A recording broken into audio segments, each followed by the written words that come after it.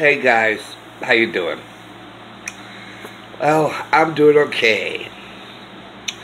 Today, there are a couple things I want to talk about. First, actually a few. That's more than a couple, right? For many, many years in our country, and especially all the years that I was an adult, when it came to elections, we would vote for whomever we wanted in the office of president.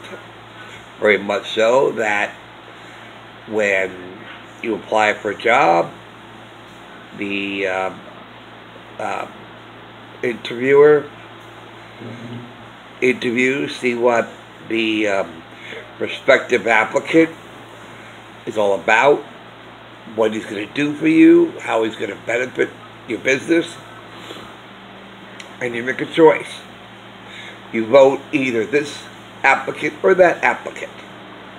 You say, I like this applicant, so I'm going to vote him into our company, which is another way of saying you're hired. I like you. I approve of what you want to do. Welcome aboard. We want you.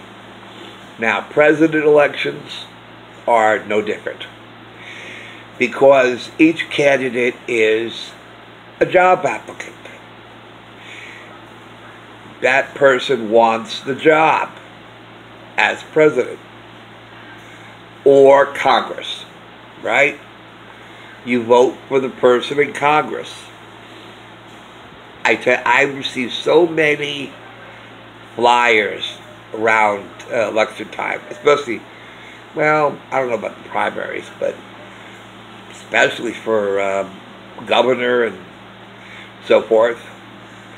And on these cards that were sent is like a resume. You know, a resume that covers more, not so much of what was done in the past, but what they want to do for you. Okay. Because they represent you, they work for you, they fight for you. So, they're like applicants, job applicants, right? And you make a choice. Now, I'm an applicant, I want this job. I applied after my dad passed away and I had to find a job. I went everywhere looking for a job, and I did not get them. Matter of fact, there was one place that I went to, which was the most absurd thing. Because I had a 1.5 year experience as a bank teller, I had that on my resume. And when I sat down with the interviewer, I told him, I said, I worked in Village Savings Bank, I was a teller, so and so forth. And the odd thing was, the interviewer said to me that my 1.5 year experience as a bank teller does not make me eligible to be a bank teller in their bank. I think it was because I was obese and they considered me a health risk. I don't know. But, so, when there's an election, I vote for who I want as president. And every time that my candidate did not win, I was disappointed. I was never sad. I was never heartbroken. I didn't cry. I didn't scream at the sky saying, why? I just accepted the results and say it was a fair election, and oh well, life goes on, and I hope this person is a good president. I wish him well. I hope he does a good job And maybe if he does a good job, maybe I'll vote for them in a second term. Right? Because you don't know how this person is going to perform on their job until they're actually there.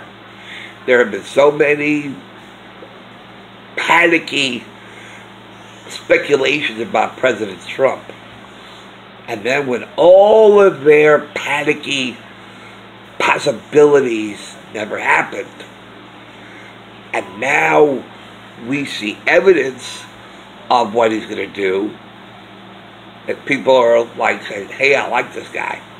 I like what he's doing. Very much so that you're on a job, and they're taking a chance with you, and they've checked your job performance, and then they could say, you know, John, I like you. You really show initiative in our company. I want to promote you. I want you to continue on. I want, you know, and then you go up the ladder. So the job of president is around the same thing. So basically, the second term is the way I think of it. The second term of a presidency is similar to a promotion on a job. It's similar. It's not the same thing. It's not equated. It's not equal. It is similar. Okay. Because, so anyway, right. So I voted for Mondale, Walter Mondale. He didn't win. I was disappointed. But I hoped the president-elect will be a good president. I voted for Al Gore. Again, he didn't win. And I hoped the man elected will be a good president. I voted for Mitt Romney because I did not like President Obama. Now, here's something very significant. I never hated the man. I may hate what he's done to the country and what he was doing with the country and to the country, but I never hated him. I didn't like him, and I hated his policies. There's a difference between policies and job performance as opposed to the man himself. So, I did not like Obama, but I never hated him. Never. I hated what he was doing. I hated his policies. I hated all the things that were happening in our country, but I never hated him. Never. I simply just didn't like him. And I thought he was bad for the country. But I never, ever, ever hated him. And I never hated anybody who came into office that I did not vote for. And that's what we got. For the first time in American history, the losing party now hates the president-elect. And not only that, they are now hating everybody who voted for him and who supports him. Now, that is divisive in itself. That is polarizing the country. That is what's being divisive here. Trump isn't doing it. Those who hate him do. If they hated him, fine. But to hate everybody who voted for him and who supports him, that is divisive. That is where the division in our country is coming from. It's enough that you hate the president. It's sad that you hate the president. It's unfortunate you hate the president, but that is your feeling.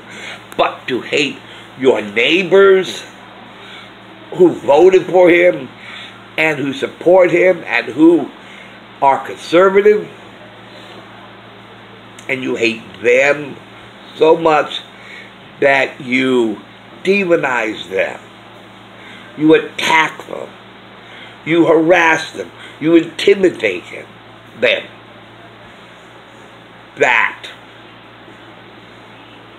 has never happened before.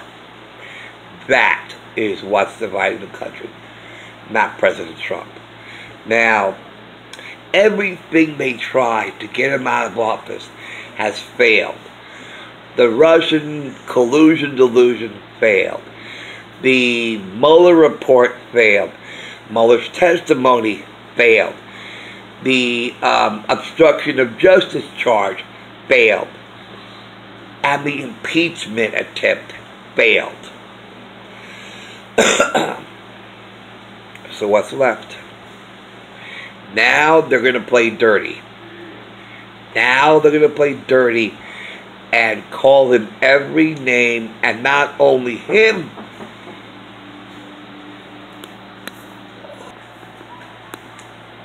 but everybody else. Average Americans. Me.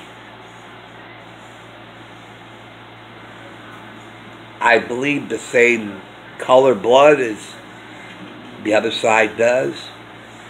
I can get hurt like they can. I'm no different. No different at all from liberals and those on the left. No different. I'm the same person now as I was 10, 15 years ago. I haven't changed. But for some reason, somehow, society has changed. As I've already mentioned many, many times, I'm a never-ending student of sociology and psychology. And I prefer sociology. I study that more than psychology. Psychology is sort of secondary to me. Sociology is like right up there. Right up there. I mean, the behavior of the group as opposed to the behavior of the individual is more interesting. It's more fascinating. The behavior of a group, or the behavior of the group. Because I guess that's where Judaism is all about, the community.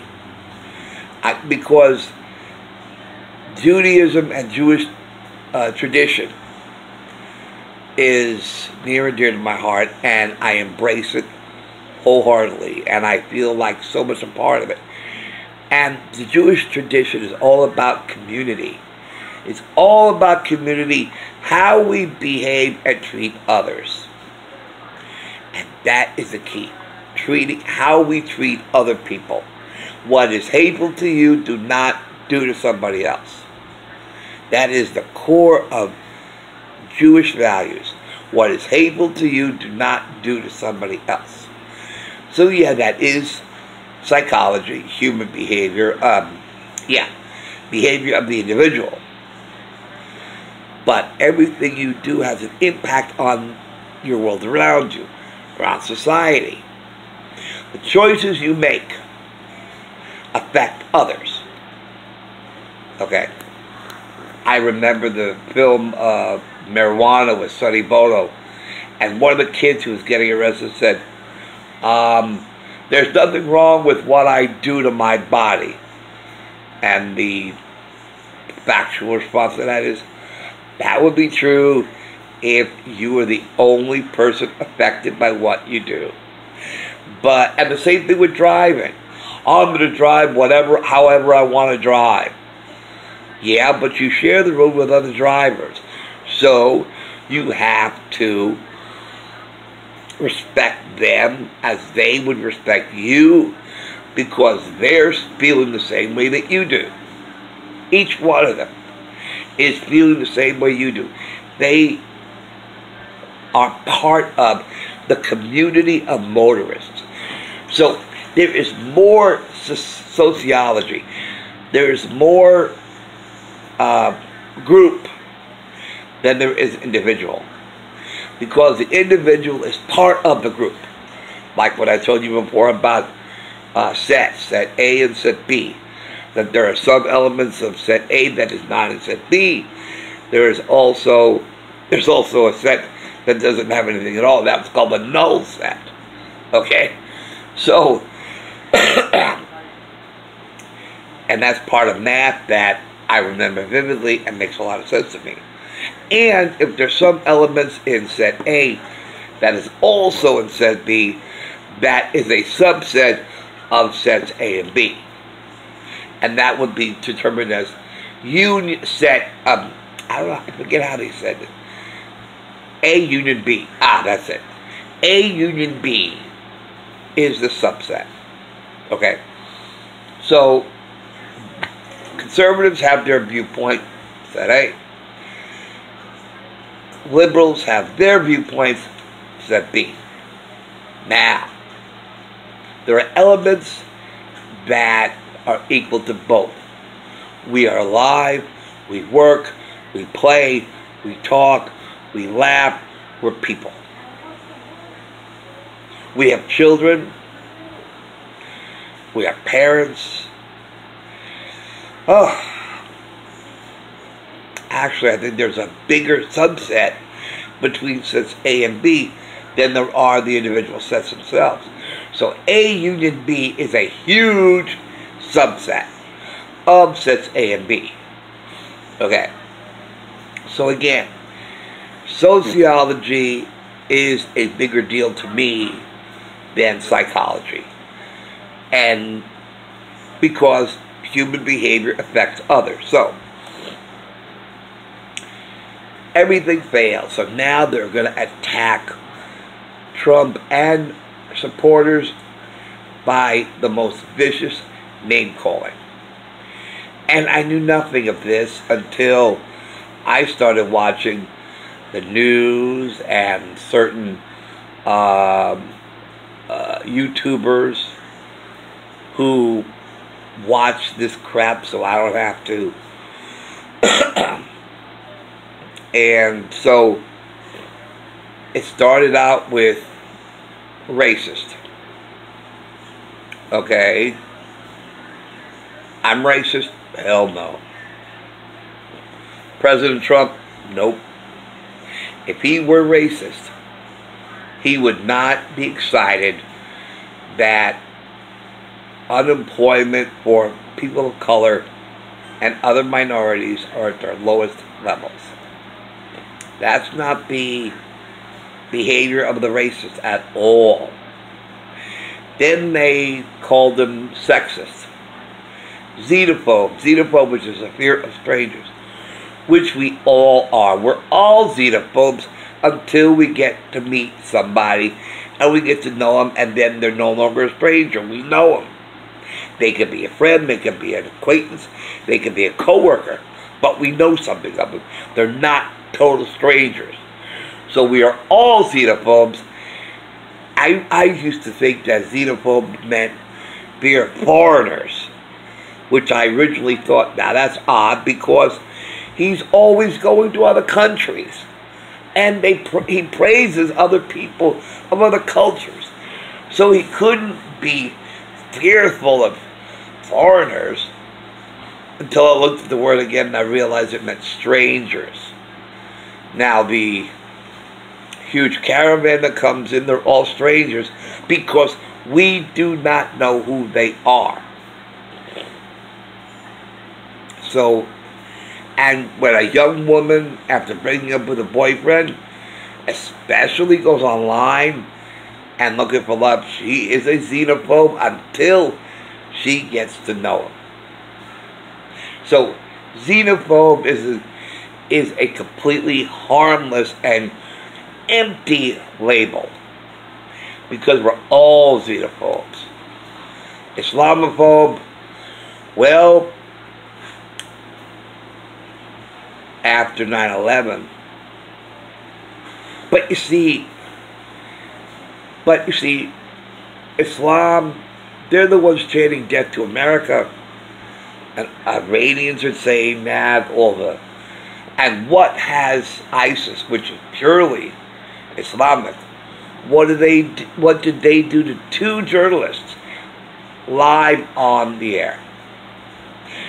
So, Islamophobe, well, we're cautious. We're uncomfortable, yes. One bad apple does not spoil the whole bunch. And there are many, many wonderful Muslim people, the Shiites. But the more radical end of it want to get rid of the Shiites. I think. I'm not 100% sure. Now, so then it goes to white nationalists. Excuse me. After Trump, and then Trump says, I'm a nationalist. And then they want to tack on the word white. Okay, let's see the word white. Okay, I'm going to attach it to his quote, white nationalist. Trump said, no, no, no. Get that word off of there. Get that word white off of my quote. Get rid of it. And if you're not going to do it, I'm going to do it for you. And Trump grabs the word white, removes it, and throws it in the trash. I'm a nationalist, not a white nationalist. And that wasn't working either. So now they're going for white supremacists. And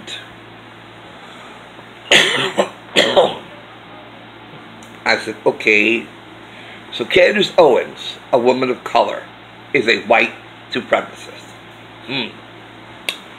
Yeah, that makes sense. Oh yeah, that a woman of color could be a white supremacist. Yep, I can see that. I can see that. The Asian man in Portland, Oregon, who was attacked by Antifa, he's a white supremacist also because he's a conservative and he supports Donald Trump. So we have an Asian white supremacist, an Asian white supremacist. We have Hispanic white supremacists. We have Latino white supremacists. And with my best friend who's Puerto Rican, we now have a Puerto Rican white supremacist. Oh yeah. And because my best friend told me in a quote, he told me, somebody called me a white supremacist. I thought, a Puerto Rican white supremacist? Wow, they're really reaching now. And Candace Owens, a woman of color, is a white supremacist. Yeah, I can see that.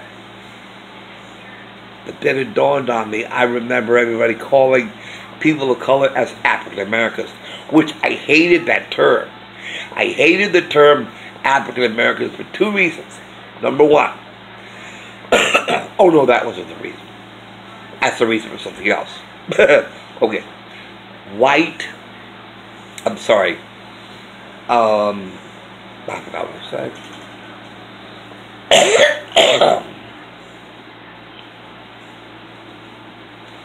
Okay, just a minute while I think of what I was saying. Well, I can't remember what I was saying. But I'll tell you what I'll probably do is I'll watch this video, rewatch it as I always do, and then when I get to this part, I'll say, oh yeah, that's what I'm talking about, and I'm going to write it down, and I'm going to put it in the next video. That's my promise.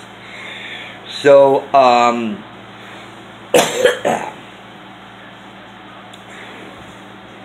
excuse me.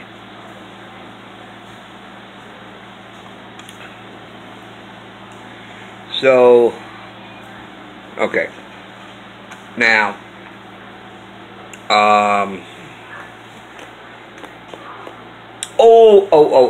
I think I remember. Man, I don't think I remember. Okay. Well, I'm not going to tell you. I will, the next video I do will be after I've watched this video myself. And then as soon as I get to that part, I'm going to write it down so I don't forget. I can do the next video about it. Okay. Now, my best friend is Puerto Rican. And I was going to do a video about this, about the absurdity of calling people of... Oh! Remember, came back to me. Oh, okay. The term African American. I hated that term for two reasons. Number one, Egypt and Syria are part of Africa. okay?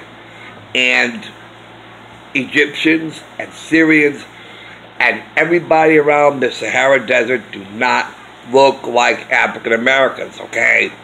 And those countries are in the continent of Africa. Okay, so that's one reason why I hated the term African American. The other reason is because it is extremely racist. The term African American is very racist because it implies that people of color are from Africa, okay, and goes back to the old, very ancient shout to a person of color, go back to Africa, okay. So I hated the term African American. So when the Democrats started saying a person of color, I said, I like that. I like that. That's more accurate than African American. Okay. Now, white. Now, people used to call them black, right? First they call them, they use the C word, colored. Okay. And guess what? They took the word colored, get rid of the ED at the end, and then tack on the beginning, in front of it, a person of, a man of, a woman of, people of. Makes a heck of a lot more sense to me. Because a person of color covers a wide variety of shades of color. Okay. So thank you, Democrats, thank you, liberals, for coming up with that term. This is one of the areas that I like what came from the other side. And I always give credit where credit's due. So thank you, liberals, thank you, Democrats, for coming up with the term a person of color, a man of color, a woman of color, people of color. Oh yeah, a much better term than the AA, African American. AA. Alcoholics Anonymous. I don't know. Okay. So I was going to do a video on this, and then I read a comment. And this comment made a heck of a lot of sense. And the original writer of the comment, again, I give credit where credit's due, and I added my own to the quote. So it's not plagiarizing. I am crediting this person's original comment, and I added to it. Okay. So I'm hoping that this video doesn't get taken down. So I'm hoping that doesn't happen. So sorry if I'm not looking at you while I'm reading this. Okay. The person who wrote this, I can't pronounce the name, but it's Veseliy. Okay. And then a letter P. Okay.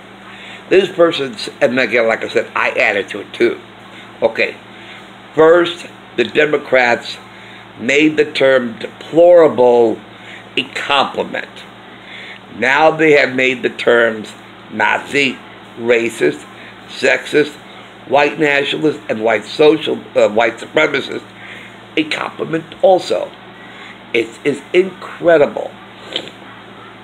The definition of the terms Nazi with a lowercase n, not a capital N, racist, sexist, white nationalist, again, lowercase W and N, not capital, and white supremacist, again, small w and small s, have now evolved due to the leftist and democratic abusive applications and overkill now to mean that the person being labeled as a Nazi, racist, sexist, white nationalist, white supremacist, to mean that this person is an independent thinker, not afraid of character smears, does what is right and just, I'm sorry, not, okay, let me start this again.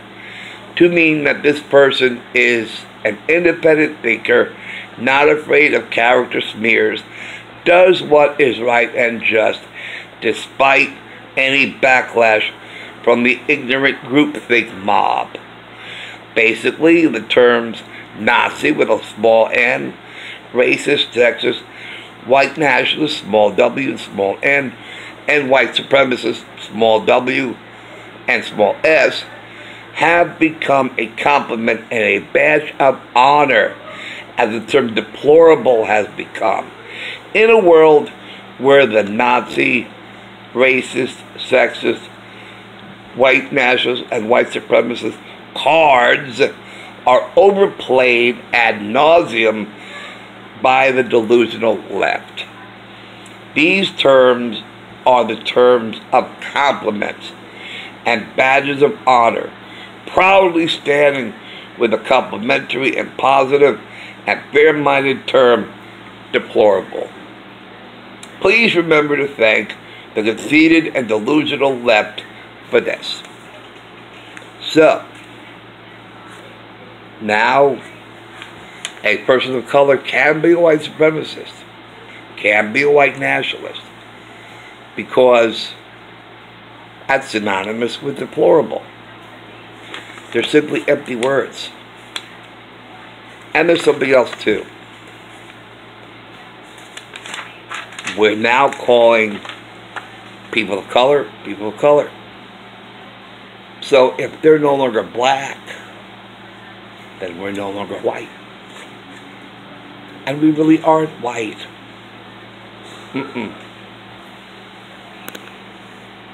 This here is white. This is not white. This is Caucasian, not white. We are not this color. Our skin color is not this color. Just like people of color are not this color. Okay? This is black. I was thinking, does it match the bed? Does it match the mattress? This is black. This is not the people. This is not the color. This is not the skin pigmentation that are, them, So, black, white. Uh-oh.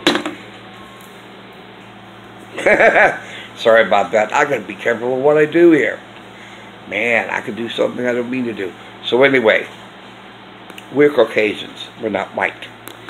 We're not this color. We're this color. Caucasian. Caucasian.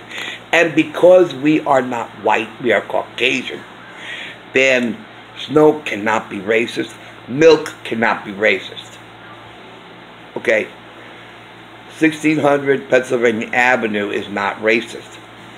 It's white. Okay? It has nothing to do with Caucasians. We're Caucasians. We're not white.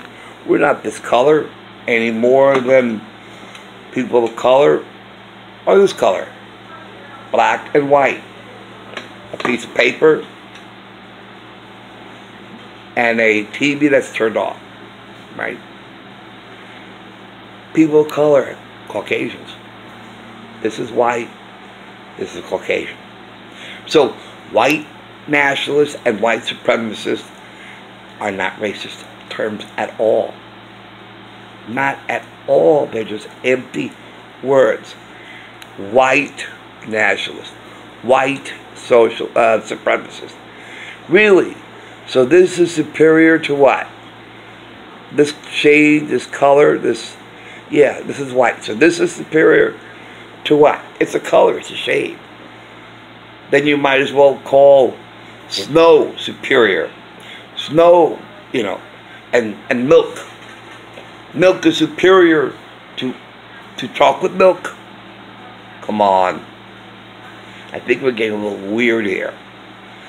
Milk is no more superior to chocolate milk than Caucasians are to people of color.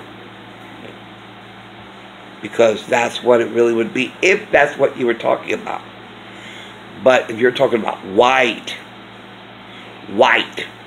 okay, white is not superior to any other color. Blue, red, orange, green, gray, indigo, turquoise, teal, purple, yellow.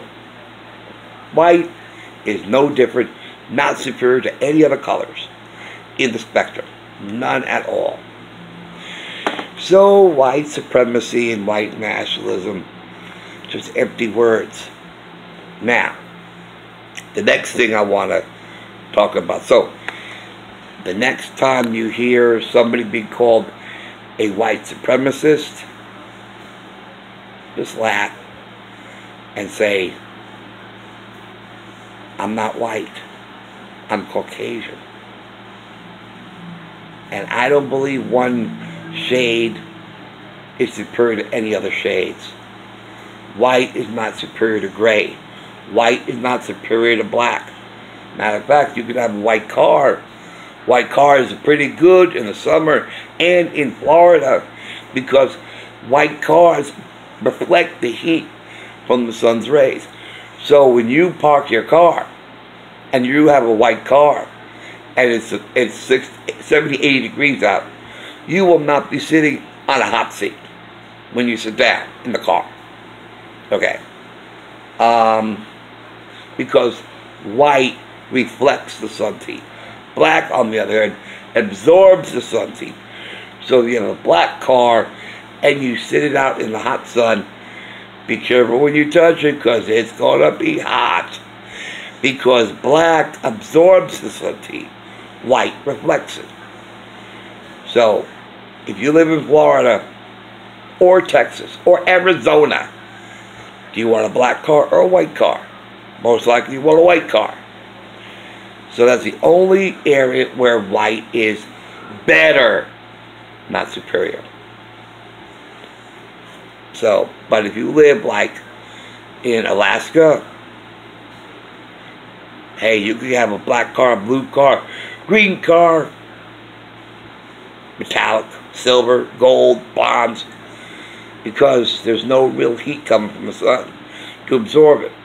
Okay, now, I wrote a post on Facebook, and I just discovered it this morning, and I wrote it down, word for word, and I think it's one of the greatest things I've ever written, and I'd like to read it for you. Okay. There is a self-destructive and suicidal organization that many people in our wonderful and very good world belong to, and it's tragic. It's an organism known as H.A.T.E. H.A.T.E is an acronym for has antipathy toward everyone and everything. Because after you've eliminated everyone and or everything that you hate, you are left with zero targets and thereby without direction or purpose. So you'll need a replacement. So you'll find someone or something else to hate. And the cycle will repeat until there is no one and nothing left to hate except yourself. I think that's one of the greatest things I've ever written. And very, very true. You know, soldiers of hate will destroy and annihilate everything they hate. And when they succeeded and everything is gone, everything that they hated is gone and no longer on the earth. They're out of a job. They have no function. They have no purpose. You know, I think of that Klondike Cat cartoon that I saw when I was younger, where Klondike Cat was always going after savoir-faire, the mouse. Okay? And always capturing him. But there was one cartoon that screamed volumes. While in most of the cartoons, Klondike Cat always got his mouse, and that was the end of the cartoon. But we never knew what happened. Yeah, he arrested Savoir Faire, but by the next cartoon, Savoir Faire was free again. So those people at Total Television, somebody there came up with the idea of what happens afterwards.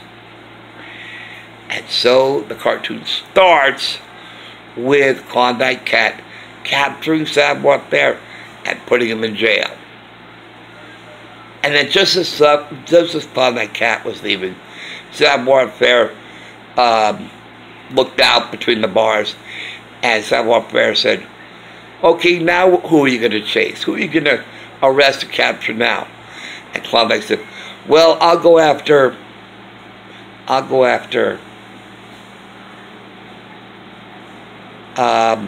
I don't know." And Savoir Faire said, "I know you don't know, because you were hired to capture me. Now that I'm caught and put in jail, you're out of a job, because your main job was to capture me. Now that I'm caught and I'm sitting in a jail, you are now without a job. You have no purpose, you have no focus, you have no goals, because your goal was to capture me. Now that succeeded, I'm in there, and you're out of a job. Who are you going to capture now? You were only hired to capture me. Now that I'm caught, what's going to happen with you?" And so Klondike said, oh, and without even going to the major and ask him, "What am I to do now?" he took it upon himself to be persuaded by Savoir Faire by saying, "Okay, I'm going to let you out. Get out. Get out of the jail so I'll have a purpose again." And Savoir Faire says, "No, I'm not leaving." And I bring that up because those who hate Trump, conservatives, Republicans, Border Patrol, ICE, Christmas, the 4th of July, our flag, everything that they hate. Okay, let's get rid of everything you hate. ICE is abolished. Police have no, they're not around. Okay, Trump is gone. Conservatives are gone. Who are you going to hate now? Who's left? Who's left for you to hate? What's left for you to hate? There's no more Christmas. There's no more 4th of July. There's no more flag. There's no more Mother's Day or Father's Day.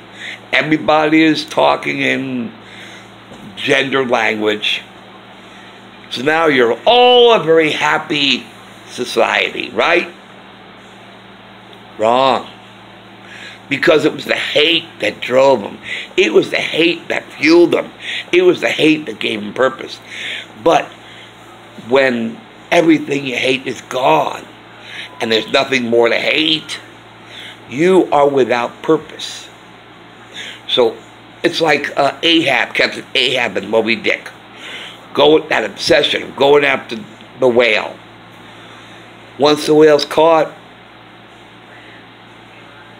Captain Ahab has no more function, has no more purpose. And that's what I wanted to bring here to the second thing I wrote.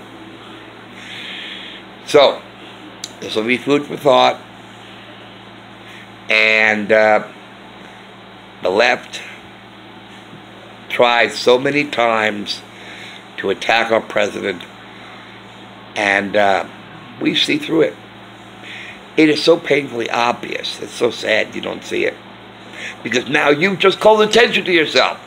Your agenda is so transparent. We see that. So, white supremacy, white supremacists, yeah. Oh, yeah. What else is new? What else are you going to throw? Come on. Just throw everything at us, including the kitchen sink. It's so obvious. It's so painfully obvious. It's pathetic. everything you're trying is worthless. So, anyway, that's what I want to share with you. Thanks for watching. Thanks for listening. And I'll see you later. And hopefully next time I'll have something better to talk about. Okay. Take care. Bye.